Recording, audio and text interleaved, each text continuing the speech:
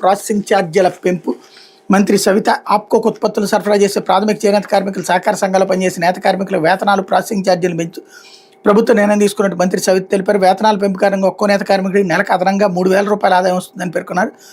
ఈ నిర్ణయంతో సుమారు 89,000 మంది మగ్గనేత కార్మికులకు లబ్ధి చేకూరుతుంది. చేనేత ఉత్పత్తుల విక్రయాలు ప్రోత్సహించేందుకు ఎగ్జిబిషన్లు, విక్రయ కొనుగోలు సమావేశాలు నిర్వహిస్తున్నాయి. ఎన్నికల సమయంలో ఇచ్చిన హామీ మేరకు 92,000 మంది చేనేతలకు 50 ఏళ్లకే పింఛను అందిస్తున్నాం. నేత కార్మికులతో పాటు హస్తకళాకారుల ప్రతిభను ప్రోత్సహించేందుకు నూతన డిజైన్ల కోసం పోటీలు నిర్వహించబోతున్నాం.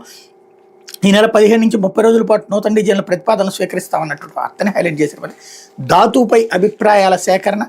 మాధ్యమిక స్థాయిలో గణిత శాస్త్రాన్ని మరింత సులువుగా అర్థం చేసుకునేది బెంగళూరులోని ఎడ్యుకేషన్ రీసెర్చ్ ఇన్స్టిట్యూట్ ప్రయోగ డిఎస్ఐఆర్ సంస్థలు సంయుక్తంగా రూపొందిస్తున్న ధాతు పోర్టల్ మీద అభిప్రాయ సేకరణ కొనసాగుతుంది అన్నటువంటి వార్తని హైలైట్ చేశారు.